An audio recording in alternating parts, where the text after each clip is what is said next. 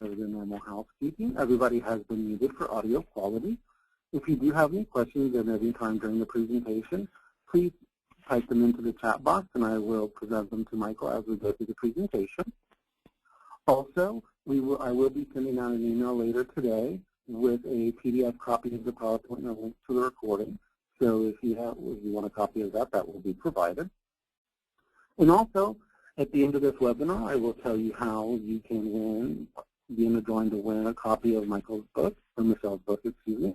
We will be sending out 2 copies after this presentation.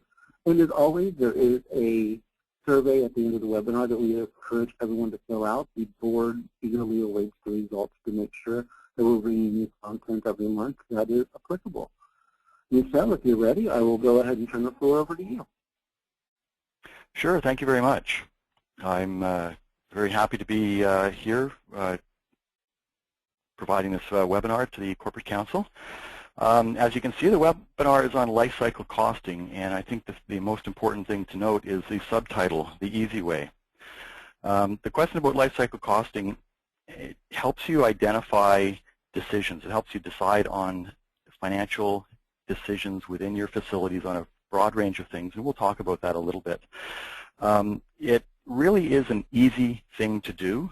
The reason I say here's the easy way is because you can get very bogged down in details and you can read other material. For instance, there's a book on it by R.S. Means that's 388 pages long. And it seems complex and difficult, but it really isn't. In fact, I started using life cycle costing in the early 90s when I was with a company, Bell Canada, doing facilities management. We were a very capital-intensive organization regulated by the government, and our income and revenue was moderated based on how much investment that we had in our facilities and everything else. And so we were very rigorous, and that's where I learned it initially. I'm going to talk a little bit about my learnings and why I say it is not only easy to do, but very important for you to do these days for decisions that you make. It really helps provide concrete information. So before I go any further, I did want to introduce myself a little bit. I think it's important for you to know who you're listening to. My name is Michel Theriault. I've actually been in facilities for about 25 years. I've been a member of IFMA since 1992. And over that time, I've gone through the school of hard knocks as a facility manager in-house for Bell Canada, which included our 1 million square foot corporate office in Canada's capital, Ottawa, and many other properties. I've also worked for an outsourcing service provider, one of the largest ones here in Canada. And I do a lot of writing and training. I'm a certified FMP instructor for IFMA and do a lot of international work. And as you can see here, the book that was referred to is Managing Facilities and Real Estate, and 2 of them will be made available to attendees of the webinar. That, to a certain extent, is a reason for you to stay right to the end. And as you can see, I won the Distinguished Author of the Year Award from IFMA in 2011. So one of the reasons for life cycle, and a lot of the emphasis that I put on what I do, is leadership and strategy. And this is something that helps you within your organization to demonstrate your leadership and to develop strategy for what you do, rather than just using gut feel and information that doesn't give really concrete information to the people who have to make decisions on things that you're asking for, whether it's funding or resources. So as I said, it's very, very simple. It's not like it used to be. I mentioned the 388-page book. It's called Lifecycle for Facilities by R.S. Means. And if you read that book, you get very intimidated because not only is there a lot of detail, some of which is very useful ultimately, but there's all kinds of tables. And one of the reasons it's so easy now is you can do it with a simple Excel calculation, and I'm going to talk about that a little bit later. So why do life cycle costing? Well, fundamentally, it's to get decisions and approvals. It helps you estimate the total cost of ownership of something, which we'll talk about in a little bit more detail. And it really focuses on the ongoing costs of your decisions, and not just the upfront costs. So it's not just the piece of equipment you're installing. It's what it's going to cost to run and operate that piece of equipment over its life. And it provides evidence-based decision-making, which is very, very important these days. Your CFO or your financial organizations, your boss is probably looking for evidence-based decisions. And not always easy to get. This is one of the tools you can use. And it establishes a really good financial solution to the things that you're working on. So some of the reasons that you would do life cycle costing are for design decisions. So whenever a new building is built, many of you realize that the designers and architects don't always build things in a way that's easy, efficient, or cheap to operate over the life of the building. Life cycle costing used during the design and construction or design and development process can help make the best possible decisions. If you've ever seen the term value engineering, this is usually what it means. The other one is replacement decisions. You have a roof to replace, a chiller to replace, another piece of equipment somewhere that you want to replace because its reliability is in question or it's broken down already. Lifecycle costing helps you make a decision about that replacement. You know that you can get different equipment at different price points, and often the choice to go with the cheapest product is made, and that ends up possibly costing you more in the end. And lifecycle costing combines that initial cost of the equipment with the ongoing cost so you can make the absolute best decision. Now, sometimes your organization will still want to go with the cheapest one, but at least you will have identified the budget implications going forward. Energy decisions. Obviously, as part of the environmental push, energy and the cost of energy is a large part of it. With life cycle costing, you can help identify the payback, not just simple payback, but the real payback over time of decisions that you're making related to energy. That might be the more expensive piece of equipment that happens to be more energy efficient. It also might be, installing things like solar or wind, etc., within your facility. And the other one is just generally for initiative approvals. You may be going for something. You may be going for a new facility management system, for instance. And with life cycle costing, you can actually look at the initial costs, the ongoing cost of maintenance, the licensing, etc., and also things that you think you can save by having that system in place, whether it's space or it's maintenance. And that can help you with those kinds of things. So life cycle costing isn't just for hard asset items. It can also be used to make decisions on other things. So let's look at what the life cycle is. First, you build it or install it. The idea with building it is easy when you look at a new building. Some of you will have gotten involved in new construction, and some of you won't, but you might in the future. And the concept of life cycle is very important to make sure that the design and equipment selection is as efficient and effective as possible for the overall total cost of ownership, which is another way of looking at it, rather than simply the initial cost. The other thing is new installations. I mentioned this earlier, new roof installation, chiller, boiler, any other piece of equipment. It could be your BAS system. It could be new controls. All of those things that you need to replace over time as part of a life cycle replacement plan, you can make the best possible decisions using life cycle costing and the analysis that it provides between a couple of options, i.e. the cheapest or the more expensive models. And then, of course, the next phase in the life cycle is operating it. And as you can see here, we have resource costs, or it could be your people, it could be contractors. You have parts, supplies, and materials illustrated by the filter that we have. And then you have utility costs. And that could be water, it could be gas, electricity, and any of those kinds of things that you pay for from a utility perspective, propane, etc., or even diesel. All of those things come into the overall cost of operating. Now, we're going to get into a little bit more detail a little later because there are sometimes a lot of other little things that can go in there. And the key thing with life cycle costing is to build it up using as accurate as you can with the operating costs. Not always easy, and we'll talk about that, but it is certainly a key part of it. Then finally, you dispose of it. And this is at the end of its life. So depending the life cycle costing analysis that you do and how many years out you use will depend on the typical life of the asset. So if it's a roof whose lifespan is typically 20, 25 years, as an example, for that particular kind of roof, then that is the time frame that you would have. And then at the end of that time frame, that would be replaced. And so there might be a disposal cost, and in the case of other kinds of equipment, you might actually get salvage value out of it. So those are the three parts of the life cycle. As you can see, it's really simple. You might have heard the term cradle to grave, and this is basically what we're looking at. So then we come to two main steps.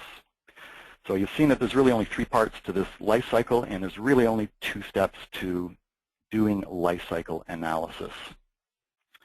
And they're really easy, but sometimes there's some detail involved.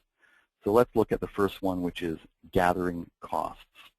I'm going to go into a little bit more detail, but this actually can be the most challenging part of your exercise, because sometimes you don't have as clear-cut, easy information to identify the costs, ongoing in particular, of a piece of equipment. We'll talk a little bit about how you can gather that, but there's always resources. And one thing to remember is you don't have to be absolutely accurate, especially if you're comparing two different things and the costs are the same. If during that analysis, if your cost for the same thing that applies to both, could be your labor, for instance, it doesn't matter whether they're right or wrong, because ultimately you're looking at a comparison. And if you're looking at costs where you're not sure, that might escalate over time, those are the kinds of things that you might do further assessment of what if you're wrong? What if it goes up by twice that you expect or half that you expect? And you can actually very easily in Excel do those analysis so that you can have the full confidence that if your estimate is a little off, does the decision that you're making from the analysis still stand, or is it in question? So then the ultimate outcome of this is to calculate results. This is very easily done now through an Excel spreadsheet, which I'll show you in much more detail. In the past, you would have to do this on a very manual basis. And that's the way I used to do it in the early 90s when I worked for Bell Canada. It was a lot of paperwork, and if you wanted to change a couple of things, you had to go over and redo it. Of course, not long after that, the wonderful little product called Lotus Notes, and Lotus came across, a spreadsheet, and then Excel, and that's how we do it today. So in gathering costs, I'm going to go into a little bit more detail here. Initial costs. You want to gather the initial costs because this is one of the two key elements of your lifecycle costing. If you remember correctly, the first part is build it or install it. That's your initial cost. Then there's ongoing costs, which we just spoke about, and I'm going to go into a little bit more detail, and then disposal costs. So really when you're gathering costs, there are these three things. And if you think back to the previous slide with the life cycle, these really mirror the three cycles of that life cycle. And the first one being build it or install it, the second one being operate it, and the last one being dispose of it. So let's go into a little bit more detail on the initial costs. So some things we don't always think about in the initial cost is, and this depends quite a bit on what you're doing. If you're building a brand new building, then there's land acquisition, there might be surveying, legal costs, there could be some consultant involved there for environmental issues or site issues, permitting, etc. Obviously for smaller things, replacement of the chiller as an example, you should have fewer of those kinds of what I'd call soft costs, and more of the design costs. And this would include your process for procurement, all the costs related to that. Now again, if they're the same for two different products, then it's less important. But if where there is a difference in cost for things like design, then you really want to have the two separate options separately identified and go into a little bit more detail. And then finally, the cost to construct or install or implement. This can apply to any of the things that I mentioned before, which could be an initiative, energy decision, replacement decision, or even design decisions.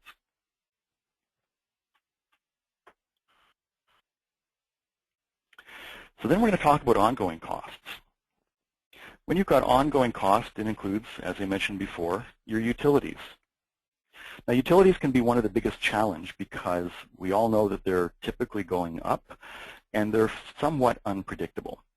So when you have something that is involved with energy consumption, that could be even solar panels, installing solar panels, because you have to offset or your benefits relate to what it would have cost you for electricity.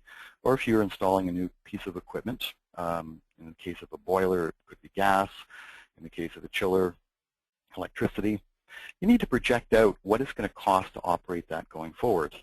Now you can do this, you can usually establish what the current cost would be, and that would be based on its consumption draw, manufacturer's information, the hours you anticipate the unit to run. You can do some energy modeling. Obviously some things, depending on your climate, will run part of the year, others will run the other part of the year. And so you have to tailor those expenses to your specific situation and consider then the future. And for the future, your best bet is to find sources of cost of living and escalation projections where possible from the government. Your own organization might actually have some of those that they do in other parts of their business. So I highly recommend that you first go to your own organization, the financial teams, to find out what they recommend. The biggest reason there is that way when you put together your analysis and present it to them, you will have used the assumptions that they use. So it'll be a lot easier to justify and explain. Then the other source obviously is government or other kinds of bodies who make these estimates, and you can use those where possible. Always note your source and any assumptions that might exist. So the second one would be supplies. Now supplies could be filters, belts, fluids of various kinds. If you're looking at using this life cycle costing to decide on a badging system, for instance, or an card access, then obviously the cost of the cards, as an example, would be part of your ongoing costs. And again, you have to estimate, how many you would have, what the requirement will be, how frequently, and then obviously escalate those costs over the term that you're looking at. If you've got a 10 or 20 year estimated life for the equipment, then you have to estimate these ongoing costs over that period of time, which means escalation. These are two of the areas that are often different between choices, and so it's very important to get the right estimates. Otherwise, you may end up making a decision that's based on the wrong assumptions. So the other one is parts and equipment, very similar to supplies. You're going to have the same kind of issue. These are replacement parts. It could be refurbishment of a piece of equipment down the road. Sometimes these are things that aren't known, and on a periodic basis they have to be replaced. And sometimes it's simply going to be something has failed and it has to be repaired. These are the kinds of things that you might want to delve a little bit deeper into using previous examples and using manufacturer's information to make your estimates. A little bit harder for these items often. The other one is resources. Now when I say resources, that includes your own staff. Any time that goes into this particular element, it could be maintenance activities, inspections, maybe there's some administration related to something. If you're looking at, say parking systems, then obviously different parking systems require different kind of labor activity, whether they're automated or whether they're very manual, etc. So those are the factors that go into it. Also, when you look at pieces of equipment, you end up often having maintenance contracts for those. And so this is where you would implement those in your life cycle costing for ongoing costs, because you want to ensure that over that lifespan you have the actual costs for these items built in. And finally, and this doesn't apply everywhere, but you may have inspection fees from local authorities. You may have permits. There might be taxes involved. It depends on the kind of initiative that you're doing. The point and the reason that I identify this is you have to consider everything. And don't just discount this kind of softer costs on your initiative. You have to ask the question, will they in fact apply? So next we end up with the disposal costs or salvage. Now you may end up having to pay to have something removed. That could be part of the actual cost. For instance, if you're putting a new roof in 20 years and that's your life cycle plan, then the cost of the new roof often includes the cost of removal of the existing one. So that might be built into the initial cost that would be in the next replacement. You might also have pieces of equipment where you can actually get a salvage value. And you have to consider those, but try to be conservative unless you're absolutely sure, because frequently the cost of getting rid of something is more than the actual cost of salvage. This is frequently the case. Now usually these items are at the end of your life cycle costing analysis. So and often they're relatively small, so they'll have a less of an impact, and you'll see how that calculation works, but less of an impact on your final numbers, and therefore less risk of making the wrong decision because of your estimates.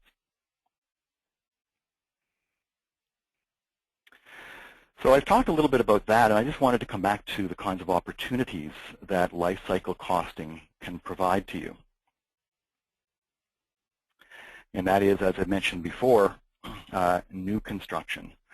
This could be an addition on your site. It could be a brand new building. And the way you use life cycle costing here is really value engineering for when the design is being looked at. So different designs and different kinds of heating, cooling systems, different kinds of access and entry systems, roofs, etc. Even cladding has different life and has a different cost over that life. And using this process of life cycle costing during the design process, you can get the best possible decisions made that don't just consider the initial cost, the $100 million or the $20 million for the initial build-out, but considers the 80% of a typical building's costs that are over its life and often have a bigger impact than the initial cost. The other thing is things like, as I mentioned before, if you're putting in a new access card system or badging for your company, you know that you can buy an inexpensive piece of equipment that might have to be replaced more often and might have supplies like ink and cards that are actually more expensive, which means that over a period of time, let's say 5 years, your total cost of badging for your corporate headquarters or your organization might actually be quite a bit higher than expected compared to spending more money on a different piece of equipment up front and perhaps having lower running costs. So this is the kind of thing that life cycle costing helps you decide.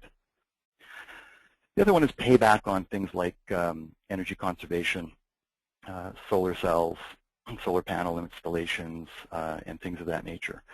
You can use the life cycle costing to demonstrate the value and prove in the options for doing this. Obviously, your company might have other reasons to do it, which is to demonstrate environmental friendliness and meet your corporate goals and objectives. But if you're looking for the financials around this, simple payback, which is what a lot of folks use, is really not as effective as using a proper life cycle costing analysis because it builds in a longer term and also discounts, which we'll talk about, the future either revenues or expenses. The other thing, as I've alluded to already, you've got repair and replacement. When you're doing your annual capital planning, and you presumably will have already made the analysis that a piece of equipment needs to be replaced because it's unreliable, may break down, and it can't, then that's not an acceptable risk to take, or because it's costing a lot more than you expected for it to be repaired on an ongoing basis, it's time to change it out. Lifecycle costing will let you make the right decision on what to replace it with, whether it's a more expensive, high-efficiency piece of equipment or a less expensive, lower-efficiency piece of equipment, as an example. And you can use this for almost every single asset that you might want to replace in your facility. So the other one, as I mentioned before, is things like initiatives. If you do not currently have, say, a CMMS or a CAFM system, you can actually use the principles of life cycle costing to prove the value of that system, the cost up front over time. A little more challenging in this case because sometimes it's harder to demonstrate and document savings that would be driven from, let's say, a preventive maintenance plan that's mechanized, or a CAFM system that enables you to more effectively manage your space, your vacancy, and your moves even. But that's one of the options that you can use life cycle costing for. So don't think that life cycle costing is only for hard assets. It can be used for a number of different things as well. So then we have terms, and the terms that are involved with life cycle costing is the time value of money, the net present value, and internal rate of return. And I'm going to go over these three terms because it's very important to understand them, especially if you're talking to your finance groups. So the time value of money is fairly straightforward. What it really means is that a dollar today is worth less in the future. And a dollar, and I'll go back here. So if you had a dollar, if you were given a choice of having a dollar today or given a dollar in 5 years, the proper choice is to take it today, because then you can invest that dollar, and in 5 years it'll actually be worth more than the dollar you would get in 5 years. That's the principle of time value of money. The corollary of that, of course, is that if you're spending $10,000 in 20 years for a refurbishment, that $10,000 in 20 years is not worth $10,000 today. So because costs over time, over your operating period, occur in future years, you want to be able to look at each of these things and say, what is that future cost worth to me today?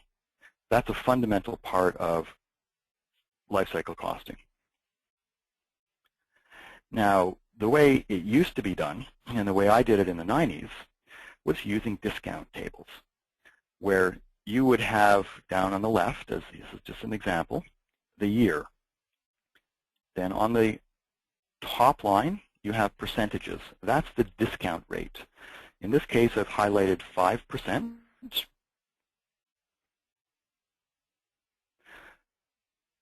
Which is what we're going to assume right now is the discount rate, which would mean if you invested money today, you would get a 5% return. And this goes back to what I mentioned before about the time value of money. So that's a number that you would establish probably with your finance group in your company to determine which percentage you should use as a discount value. So then here you can see if you're in year 8, which I've highlighted, and your discount is 5%, and you have that $10,000 expense in year 8, it's actually, you multiply it by 0.67, so instead of being worth $10,000 today, it's actually going to be worth $6,768. That's the idea of discount. Here's the actual formula for calculating net present value. You can see the formula at the bottom, which comes from Excel, and the big formula in red is the actual formula mathematically.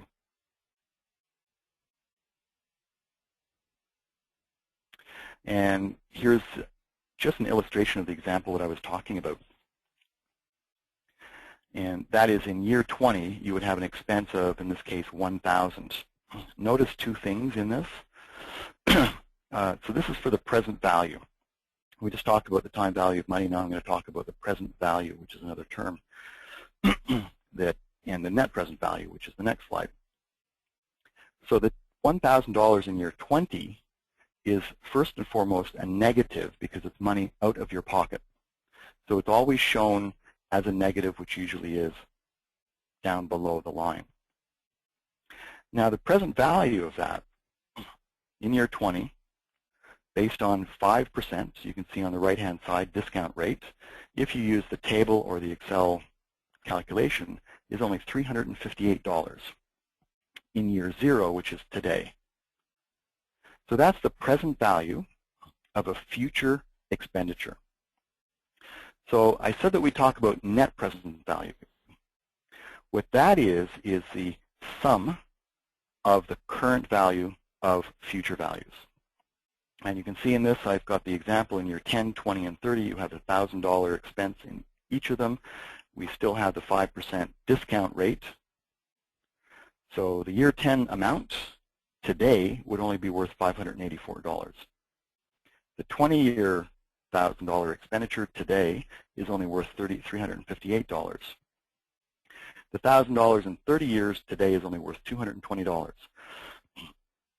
Again, just to remind you, what this means is if you had $220 in your pocket today and you invested it at 5%, in 30 years you have $1,000. So that's the time value of money. So the net present value very simply is the sum of the present value of all of these cash flows. And if we had an initial expense in year 0, the arrow would be pointed down still, because it's an expense, it's out of pocket. And it would be added to this number as well. So this is a very simple way of understanding what the net present value is. And all Excel does is it calculates these individually, sums them up, and gives you a number in the cell. So internal rate of return is something that you might have heard. It's also directly related to life cycle costing. But the big difference is this is primarily reserved and used for revenue-related initiatives.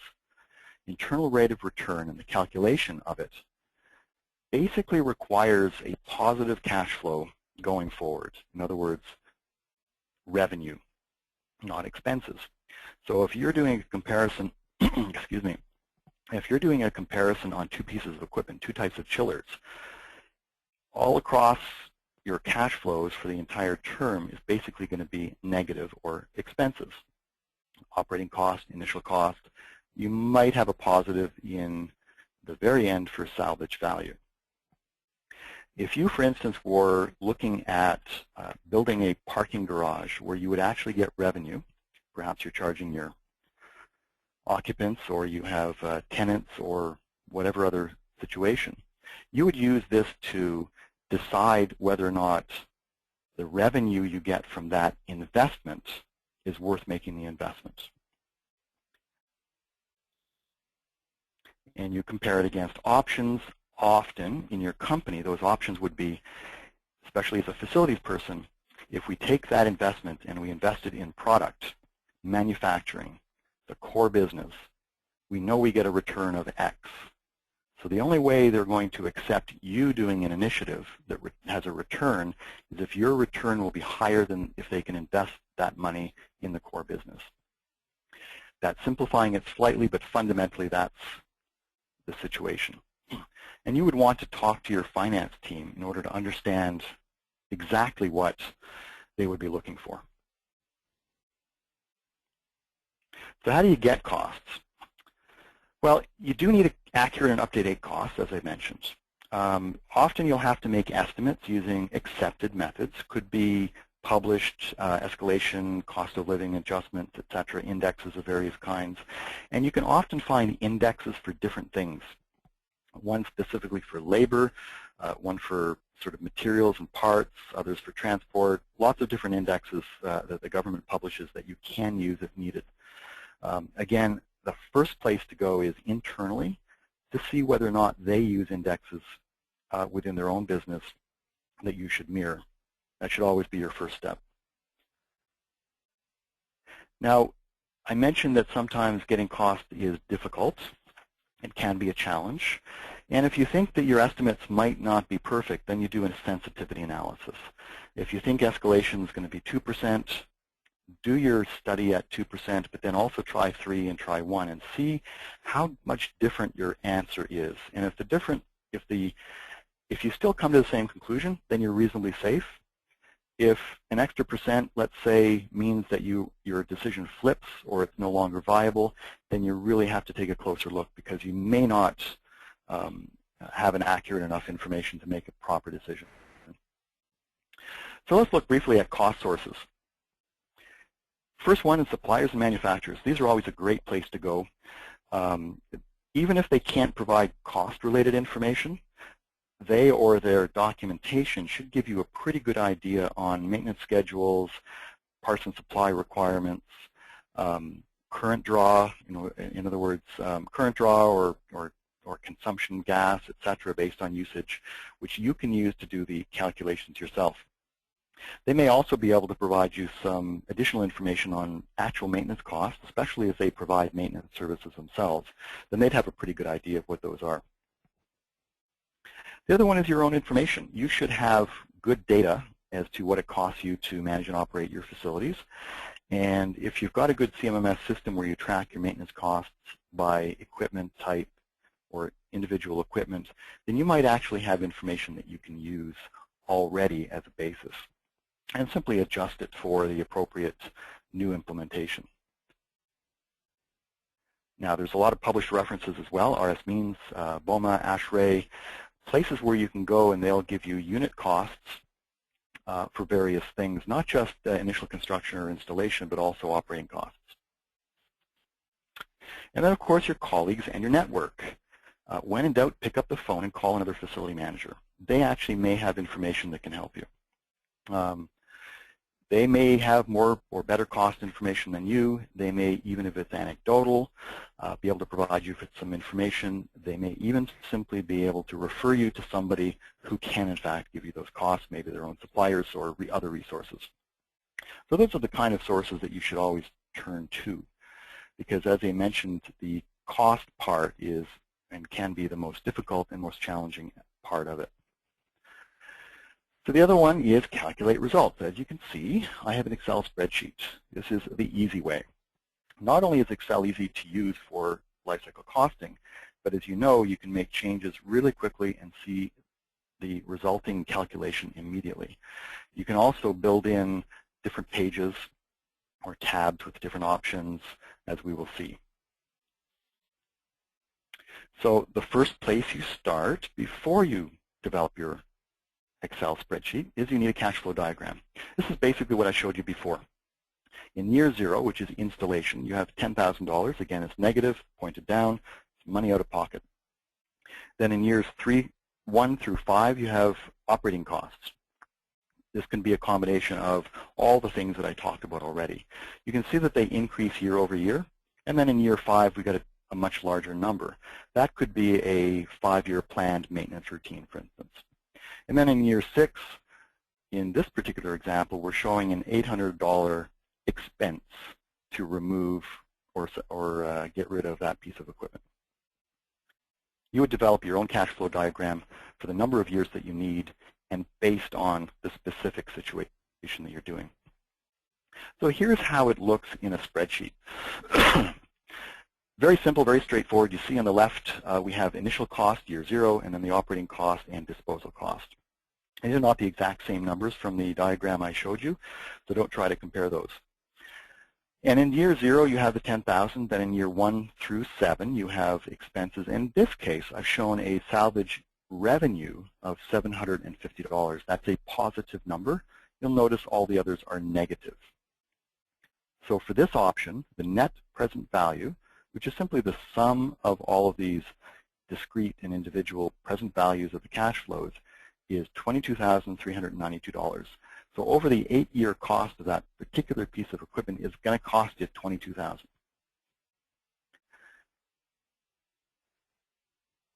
So here is the, if you look at the bottom here, the option 1 tab, which shows year 1 through 7, and beyond you can't see, and the total operating costs, and it's built up from energy, supplies, regular maintenance, and then periodic maintenance, as you can see. Now, if you build it this way, you can add as many lines for separate and discrete expense lines as you feel are necessary. Then you get the total cost for each of these. And as you can see, going back to the Analysis tab, showing the actual formulas, year 1 actually comes from the Options 1 tab, cell B9. Same thing going down the line. So all you have to do is change the items on the option 1, and this calculation automatically changes. Now going back to the bottom, you see I've highlighted the net present value. The 0.05 is a 5% discount rate, and the range is C4 to C11, which is the year 1 through year 8. And then you add on the initial cost. When you're doing net present value, this is the way you have to do initial cost. You don't include the initial cost cell within the NPV calculation. So here you can see the exact same analysis tab, but using option 1 and option 2 and showing them side by side. You can see that option 1 is 10,000, option 2 is 14,000. So it's a more expensive piece of equipment. But if you look down at the net present value, over the life of that equipment, it's actually cheaper by $1,200. This is how you make effective decisions for assets of any kind. So very quickly, internal rate of return. As you can see that we have a revenue, and then IRR is 7% down on the left, and on the right you can see what the actual formulas are. So I've given you a good outline already of what lifecycle costing is, how to find costs, how to do the calculations, really the easy way using an Excel spreadsheet. And so let's talk really briefly about why. Well, the big reason for doing this is because you end up with evidence. You have something that you can show to the decision makers in your company, whether it's your boss or the CFO or somebody else, with quantifiable financial evidence of the decision that you want to recommend. You can demonstrate the best option. It's not just a gut feeling. It's not just based on your experience. The people that you work for want to see evidence, and this is one way of giving it to them. And considering the total cost of ownership is the best way to look at it. Now, sometimes your organization will say, I don't care about our 10-year cost. I care about today's budget. Therefore, go with a cheaper implementation. That's fine. That's a company decision. But at least you have done your job to identify the options and what the total cost is. And I've mentioned this once or twice before, but you should always connect with your finance department to understand what they want to see, what kind of evidence they expect, what kind of assumptions they want you to make. And that'll make your proposal, your business case fly a lot smoother through that process. And of course, it's all about selling up. The biggest problem we have in facility management is getting senior management to accept our initiatives, to go with our recommendations. And by having that evidence and that quantifiable financial information, it supports your business case. And it makes it very hard for others to refute your recommendations. And it demonstrates sophistication and value on the part of your role. And those are a few very important things that lifecycle costing can deliver for you beyond the simple calculations. And I think using lifecycle costing is really important because, as you can see from this quote, the only people in the world who can change things are those who can sell ideas. And with lifecycle costing used in the right way for the right decisions, what you are going to be able to do is sell others on your ideas and your initiatives. And that's a big part of facility management as we transition, and as facility management is seen as an important leadership role and strategic role within any organization. And so I really hope that you will take upon yourself to actually use this mechanism more and more as you go forward. Now, here are some references that you might want to consider if you want to delve a little bit deeper. And the first one is the Lifecycle Costing for Facilities. That's a book I mentioned before. It's about 388 pages. It's very in-depth. IFMA also has a framework for facilities lifecycle costing, cost management, which you might want to reference. Facility maintenance and repair cost reference information, you can look at the Whitestone Research Company. That's the third reference there. Then energy price indexes and discount factors for lifecycle costing analysis. Those are US-based information that can help you with your estimates and your assumptions. And then there's an ASTM standard standard practice for measuring life cycle cost of building and systems. And there's a few resources for you there that can help you along the way. And that is it. I do hope that you have enjoyed the webinar and you've learned a little bit about life cycle costing and hopefully now realize that it's a lot easier than others might have made it out to be. I very much invite you to link up with me. You can see my contact information there. I am also on LinkedIn and quite active in Twitter. And I very much invite you to visit my websites on the built environment. I've got a lot of articles that you might find interesting. And that's about it.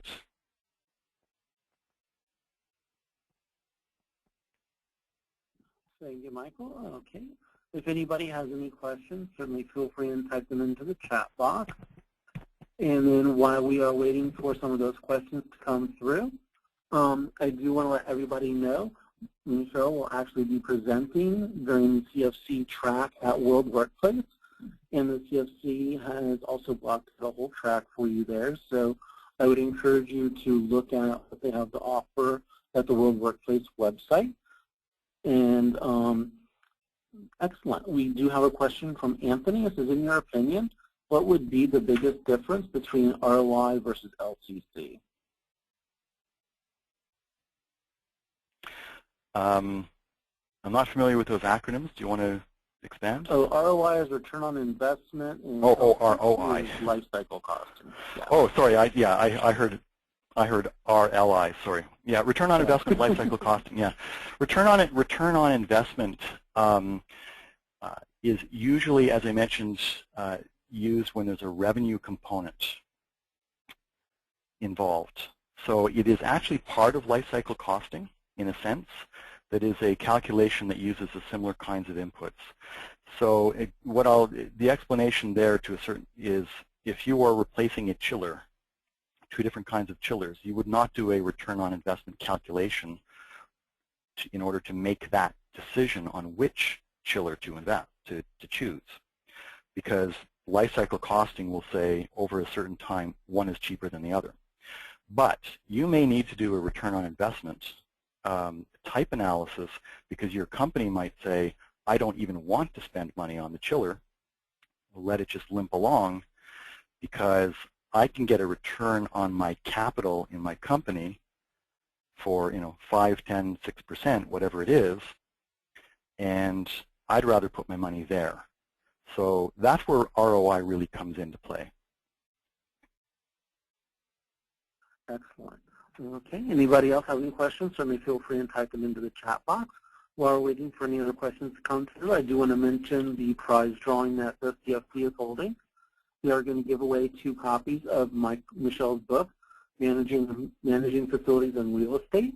And in order to win a copy, please fill out the survey that will pop up as you exit the webinar and put your input in on your feedback for the webinar, and we will select that random few people that submit for that, and we will send you out a copy of his book. Okay, we do have another question. It says, what determines a business IRR? Oh, so the internal rate of return is the actual calculation that is involved with the return on investment, and your organization would have a target number that they use on their own core business. So they would have to provide that to you. And as I say, it could be, could be 2, could be 6, could be 10. It depends on your line of business. So you should go to your finance group and ask them what their hurdle rate or their target rate for IRR is, for the internal rate of return. What the IRR, internal rate of return calculation in Excel, determines is what the IRR is for your particular circumstance. So you might come out at, find one that, you might do a calculation that comes out at 5. Your company might say, unless it's 8 or above, we will not consider that initiative. Okay, great. Michelle, I want to thank you for presenting today, and everyone, thank you for attending. And again, please make sure you fill out that survey at the end of the webinar. We certainly do look forward to seeing your feedback. And everyone, have a great day. Thank you. Well, bye-bye. Yeah. Thank you very much. And yes, Barbara, everyone will get a copy of the slide. I will send out a PowerPoint, a PDF of the PowerPoint later today. Thank you. Bye-bye.